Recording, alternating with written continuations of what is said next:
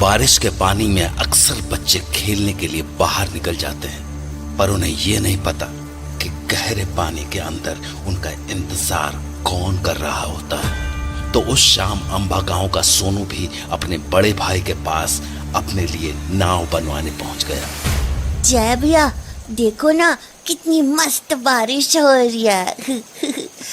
मेरे लिए एक मस्त बोट बना दो ना, वाटरप्रूफ वाली। बाहर सड़क पे मस्त चलाऊंगा उसको। लेकिन सोनू, कौन जा रहा हो बाहर? हाँ? अरे कौन जा रहा हो? दादू। वो कोई ना जाओ बाहर बारिश में खेलने। पर दादू, मैं तो बोट चलाने जा रहा था। बोला ना कोई ना जाओ बाहर। यो साल उसके वापस आओ को साल है। किसके वापस आने का साल दादू? उदू के। उदू? वही उदू ना दादू, जो नदियों और नालों में बच्चों का शिकार करता है। यो अंबा गांव अब बच्चों के खातिर सुरक्षित ना है, और बारिश के मौसम में तो खास करके ना है। यही से बाहर जाने की कोई जरूरत ना है, घर पे रह, समझ गया? और जय, तारू इम्तिहान है ना कल, तो तू भी पढ़ाई कर। इतना कहकर दादू अपने बिस्तर पर लेट गए और जय और सोनू आपस में धीरे धीरे बातें करने लगे। जय भैया, ये उदू वाली कहानी सच है क्या? हाँ सोनू, हर 12 साल में उदू अंबा गांव लौटता है और छोटे बच्चों का शिकार करता है। मेरा इतना मन था नाव चलाने का, पर अब कैसे चलाऊं? दादू ने तो बाहर जाने से मना कर दिया। जय भैया, चलो ना खेलते हैं। मेरे एग्जाम से सोनू, मैं नहीं खेल सकता। तो फिर मेरे लिए नाव बना दो, मैं उसी से खेल लूंगा। अरे पागल है क्या? दादू ने बोला ना बाहर खेलने नहीं जाना है। अरे मैं बाहर नहीं खेलूंगा, बस नाव चला के आ जाऊंगा, सच्ची। अरे लेकिन प्लीज ना जय भैया, प्लीज। देख, तुझे प्रॉमिस करना होगा कि तू नाव के पीछे पीछे नहीं जाएगा, तभी मैं तेरी बोट बनाऊंगा। पक्का प्रॉमिस भैया, नहीं जाऊंगा। तो थोड़ी ही देर में जय ने सोनू के लिए बोट बना दी और सोनू उसे लेकर बाहर खेलने के लिए चला गया। बाहर इतनी तेज बारिश हो रही थी कि सड़कें नदियां बन चुकी थी, और उस पानी में अपनी नाव को बहते देख सोनू खुशी से झूम रहा था। ये चली मेरी बोट, चल चल, ऑल तेज, ऑल तेज। सड़क पर पानी इतनी तेजी से बह रहा था कि सोनू की बोट पूरी रफ्तार से आगे बढ़ती चली जा रही थी, पर तभी उसे अपनी बोट एक गटर की ओर जाती दिखी। अरे नहीं नहीं, गटर में मत जा। नहीं मत जा। पर वो बोट नहीं रुकी और देखते ही देखते गटर के अंदर चली गई। तो सोनू भी भागा भागा उस गटर के पास पहुंचा। अरे यार, बोट तो अंदर चली गई, अब मैं कैसे खेलूंगा? सोनू गटर के पास खड़ा ही था कि तभी अचानक अंदर से एक हाथ बाहर आया और फिर धीरे धीरे उसका चेहरा। सोनू उस आदमी को नहीं जानता था और वो देखने में भी थोड़ा अजीब सा था। इससे पहले कि सोनू कुछ समझ पाता, उसे उस आदमी के हाथों में उसकी बोट दिख गई। तभी वो आदमी बोला, सोनू, ये बोट तुम्हारी है ना? हाँ, ये तो मेरी बोट है, पर तुम्हें कैसे मिली? मैं भी तुम्हारी तरह एक बोट से खेल रहा था, पर वो भी इसी गटर के अंदर चली गई। फिर मैं उसे ढूंढने अंदर चला गया, और पता है मुझे नीचे क्या मिला? क्या? तुम्हारी बोट। हाँ? तुम अंदर डूबे नहीं? नहीं, अंदर पानी नहीं है, सुंदर गार्डन है अंदर, ब्यूटीफुल फ्लावर्स, प्लेग्राउंड। सच्ची? हाँ सच्ची, आओ के अंदर, खूब मजे करेंगे।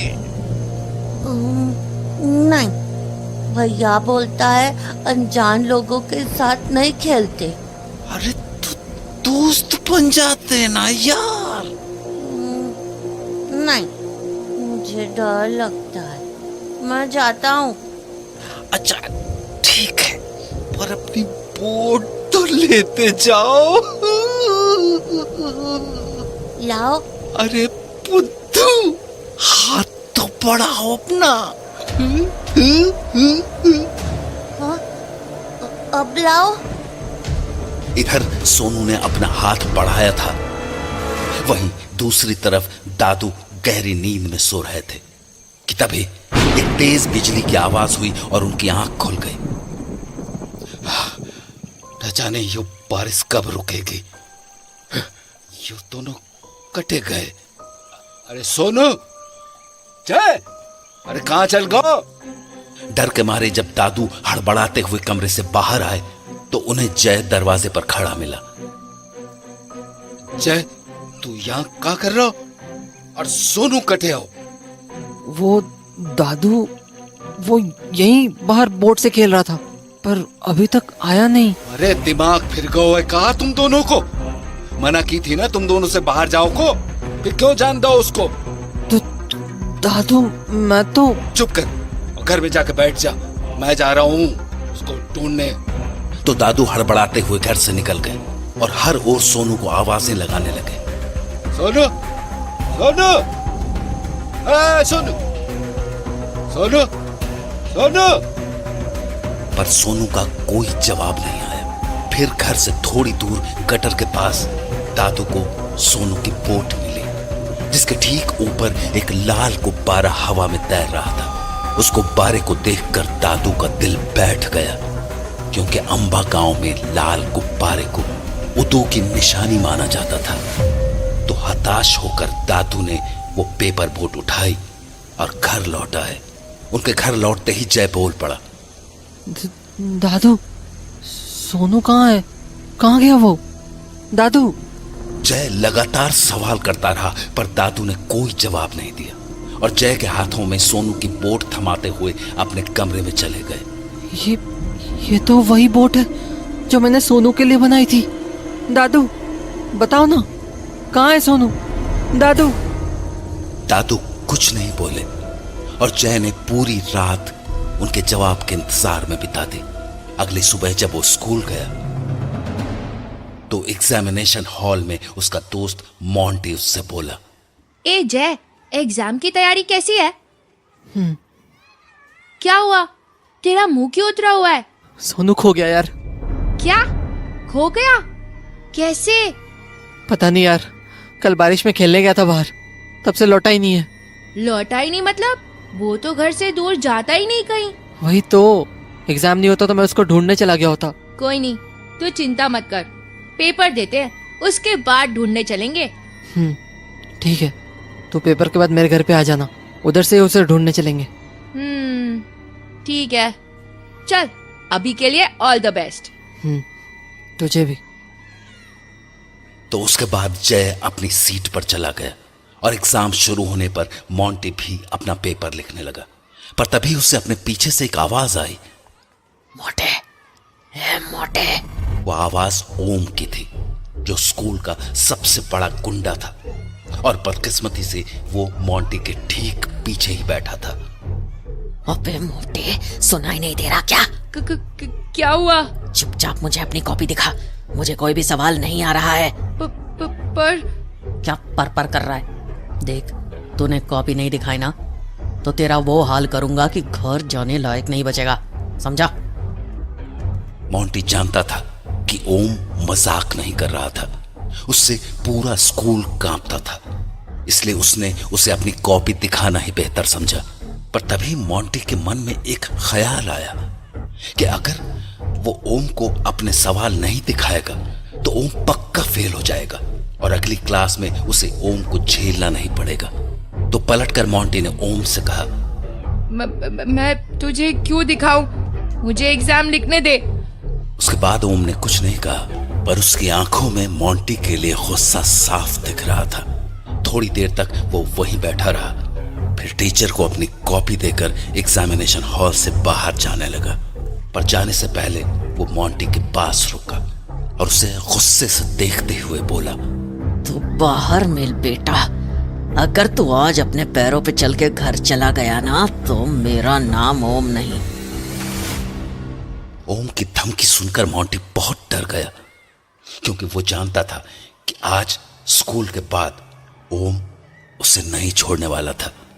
इसलिए एग्जाम खत्म होते ही वो छुपते छुपाते अपने घर की ओर चला आया और वहां अपना स्कूल बैग रखकर जय के घर जाने लगा।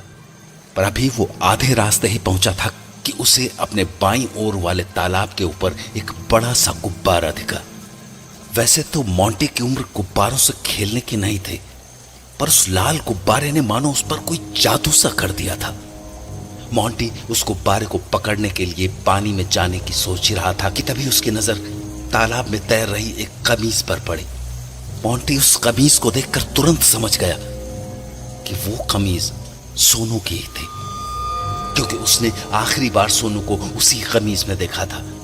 उस कमीज को देखने के बाद मोंटी के दिमाग से उस गुब्बारे का ख्याल निकल चुका था। अब वो बस सोनू की उस शर्ट को तालाब से निकाल लेना चाहता था। पर अभी वो तालाब में उतरने की सोच ही रहा था कि उसे अपने पीछे से एक आवाज आई, ओए मोटे, पानी में सुसाइड करने जा रहा है क्या? ओम की आवाज सुनकर मोंटी की रूह कांप गई। गुब्बारे और जय की मदद करने के बीच वो ये भूल ही गया था कि ओम ने उसे सबक सिखाने की धमकी दी थी। ओम, तुम क्यों आए हो यहाँ?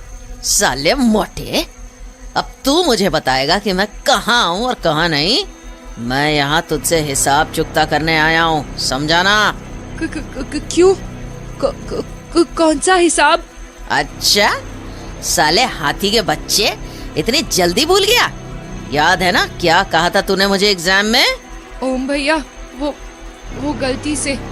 ओहो, ओम भैया, तू तो मिमियाने लगा बे। अब चुपचाप यहाँ चल।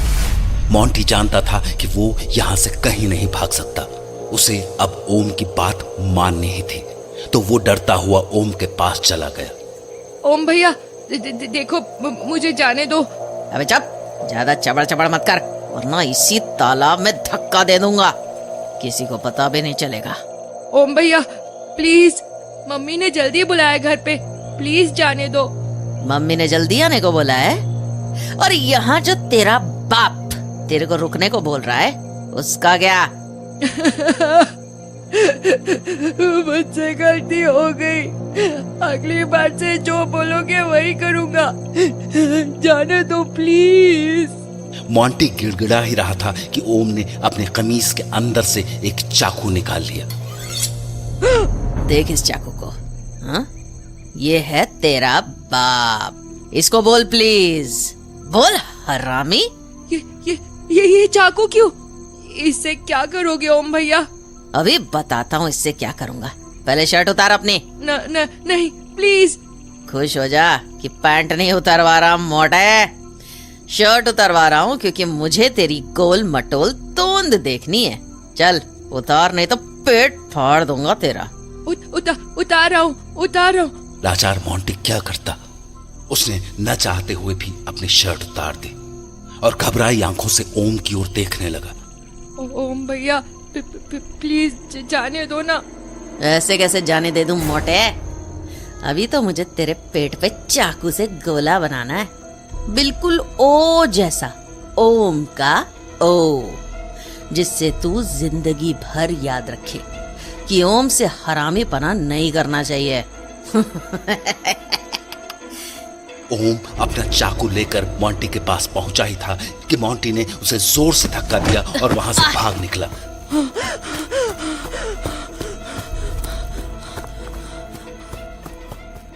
वहीं दूसरी ओर जय अपने कमरे में बैठा मोंटी का इंतजार कर रहा था कि तभी, हाँ, ये कैसी आवाज है? मोंटी, तो क्या हुआ तुझे? ऐसे जमीन पर क्यों बैठा है? जय, अरे तेरी सांस क्यों फूल रही है? तू अंदर आ। तो जय ने मोंटी को अपने बिस्तर पर बैठा दिया और उससे सवाल पूछने लगा। मोंटी क्या हुआ तुझे? इनहेलर। हाँ? देखो तो अस्थमा का दौरा पड़ रहा है। इनहेलर कहाँ है तेरा? हर समय तो रखता है तू। गिर गया। अरे यार,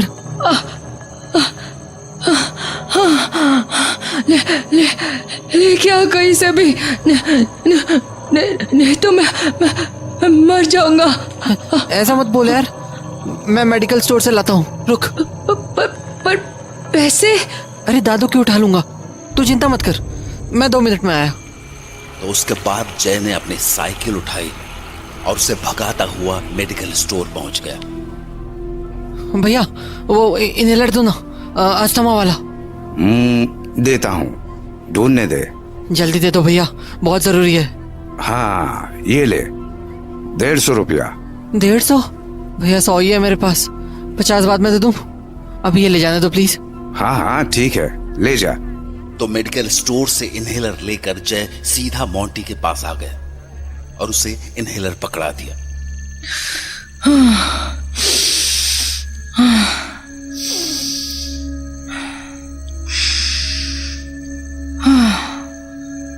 थैंक्स यार, तूने मेरी जान बचा ली।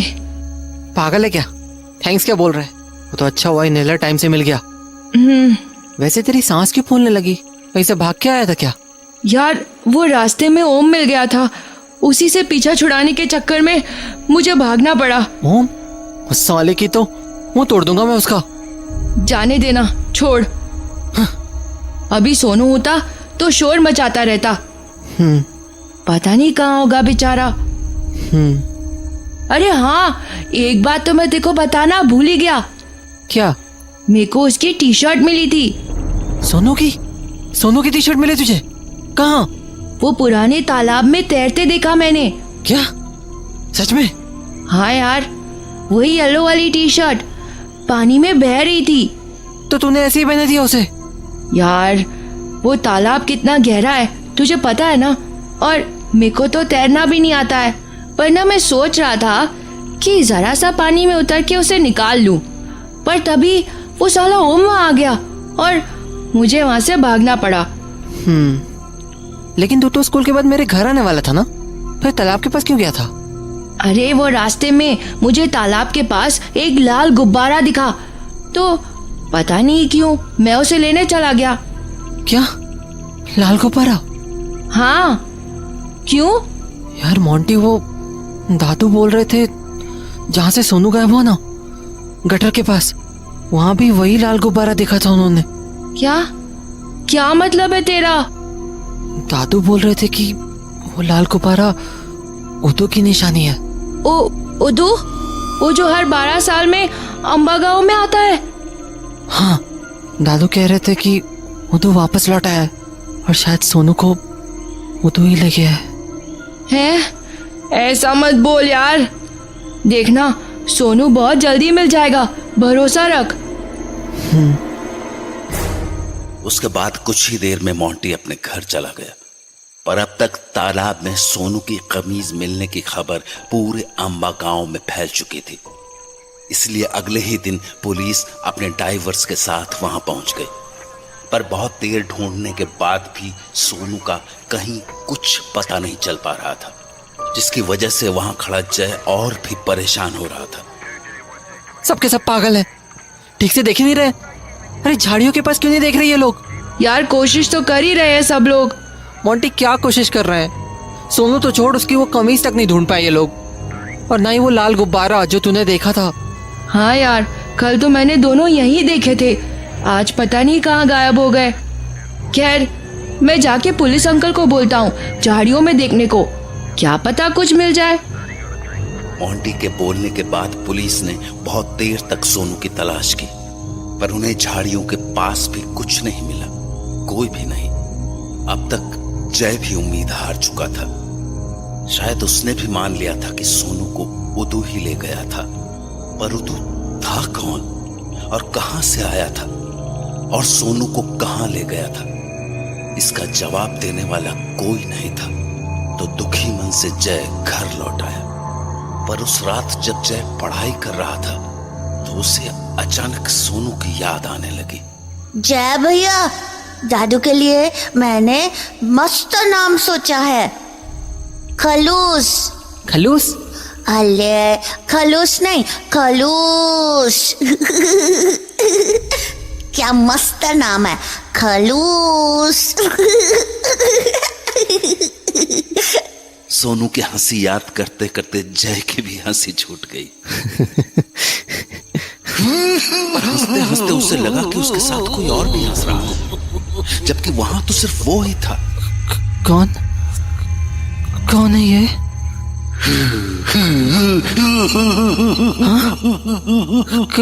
कौन है? उस हंसी को सुनकर जय इतना डर गया कि उसने अपनी किताब बंद की और कंबल में छुप गया। डर के मारे जय पूरी रात नहीं सो पाया और शायद इसीलिए अगली सुबह स्कूल में उसे बुखार आ गया। बुखार के कारण वो ठीक से अपना एग्जाम पेपर भी नहीं लिख पाया। उसके पीछे बैठी परी ये सब देख रही थी। जय की क्लास में पढ़ने वाली परी जितनी सुंदर और मासूम थी, उसका बाप उतना ही बेरहम। वो उस नाजुक सी बच्ची को रोज बेवजह मारता था। आज भी परी की बाह पर बेल्ट की मार के निशान थे। तो जब वो पेपर दे के हॉल से बाहर निकली तो जोर की बारिश हो रही थी। तभी उसे वरांडे के कोने में जय दिखाई दिया, अकेला, घुटनों के बीच सर छिपाए, कांपता सा। तो वो उसके पास पहुंची। जय, जय, क्या हुआ? पेपर नहीं लिखा तूने ठीक से? कितना कांप रहा था। बुखार है क्या तुझे? हाँ, देखो तो कितना तेज बुखार है। घर क्यों नहीं जाता तू? चला जाऊंगा। कैसे जाएगा? छतरी है तेरे पास? नहीं। तो भीग के जाएगा क्या? नहीं, बैग रख लूंगा सर पे। पागल है क्या?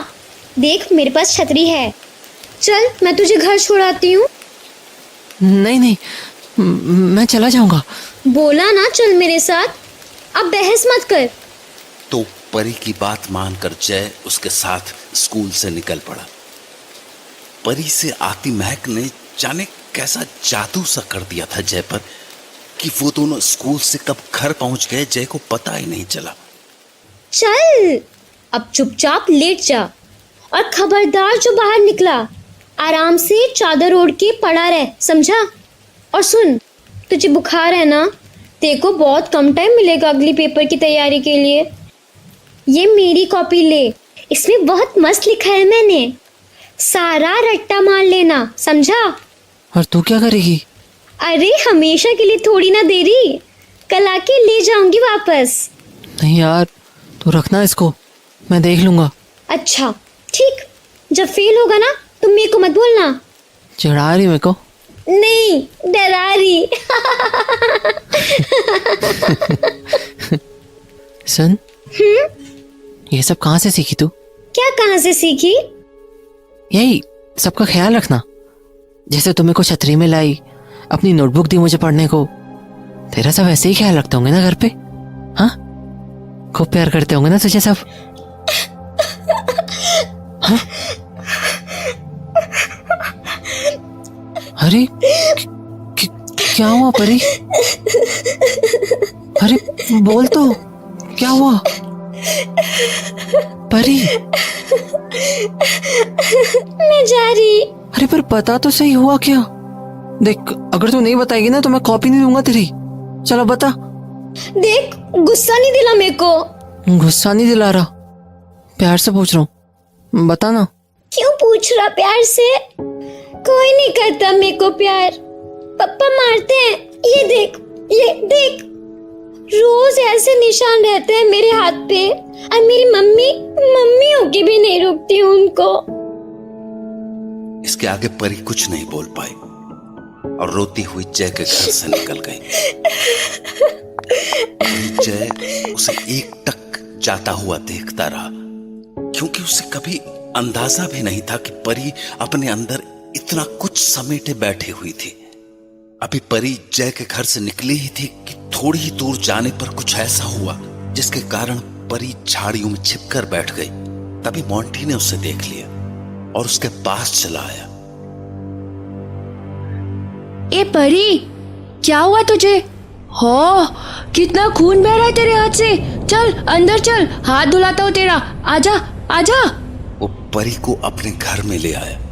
उसने उसका हाथ धुलवाया और दवा लगा के अच्छे से उसकी पट्टी कर दी, पर परी के मुंह से अभी तक एक शब्द भी नहीं निकला।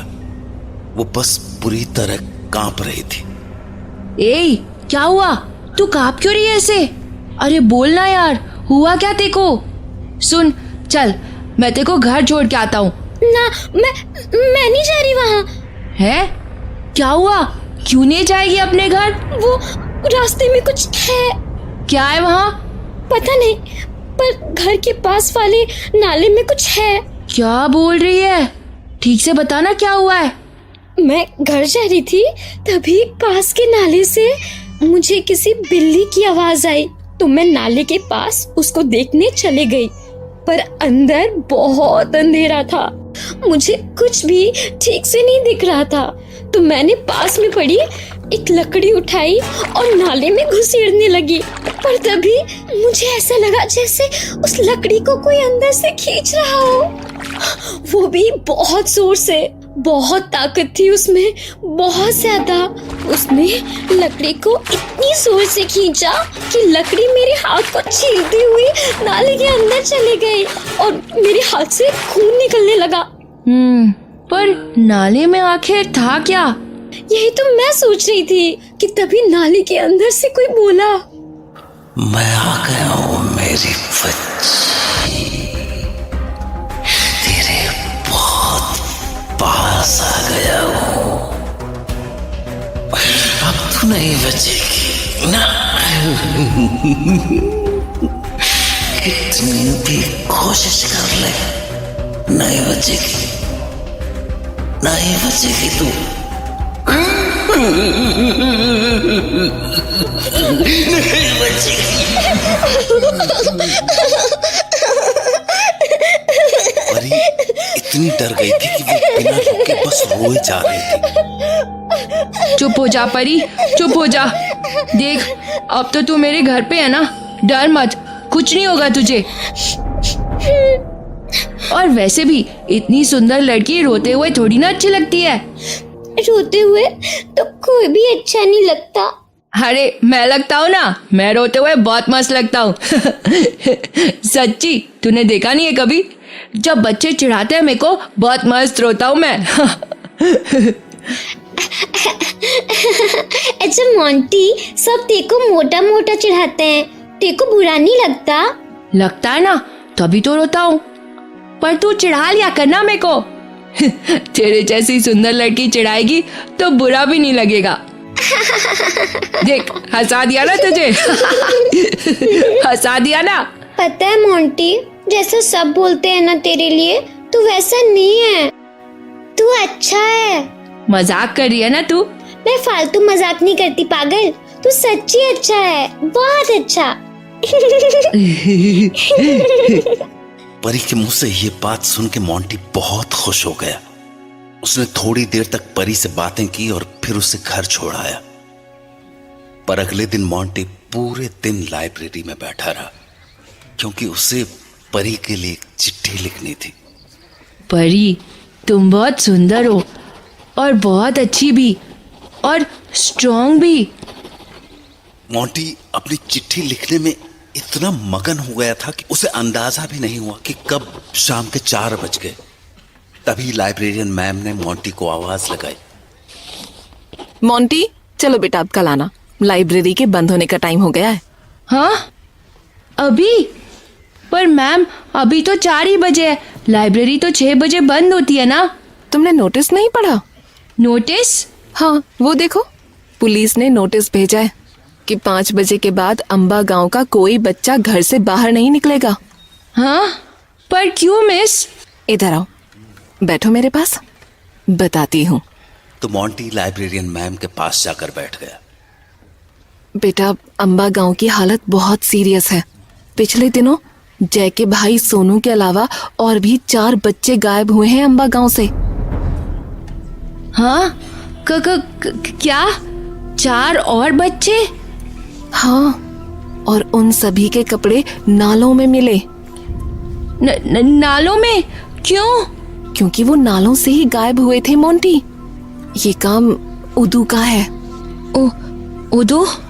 हाँ, 12 साल बाद उदू फिर से जाग गया है और अंबा गांव के बच्चों का शिकार कर रहा है। बच्चों को ढूंढते हुए वो उनके पास नालियों के रास्ते ही पहुंचता है। लाइब्रेरियन मैम के मुंह से नाली के रास्ते वाली बात सुनकर मोंटी के होश उड़ गए। उसे ध्यान आया कि परी को भी वो आवाज नाली से ही आई थी। मोंटी समझ चुका था कि हो न हो उस नाली में उदू ही था। पर यह सब सोचते हुए जब वो अपनी सीट पर वापस पहुंचा तो उसकी वो चिट्ठी वहां से गायब हो चुकी थी। कहाँ गई वो चिट्ठी? कहाँ गई? हड़बड़ाता हुआ मोंटी चिट्ठी को इधर उधर ढूंढ ही रहा था कि तभी लाइब्रेरियन मैम ने दोबारा आवाज लगाई। मोंटी बेटा, जल्दी से सामान समेटो और घर जाओ। हाँ मैम। मोंटी परेशान होके उस चिट्ठी को हर जगह ढूंढने लगा। तभी उसकी नजर बगल वाली खिड़की की ओर गई और उसे खिड़की से बाहर वही लाल गुब्बारा दिखा जो उसने तालाब के पास देखा था। उदू! मोंटी बेटा, जल्दी करो, बाहर निकलो।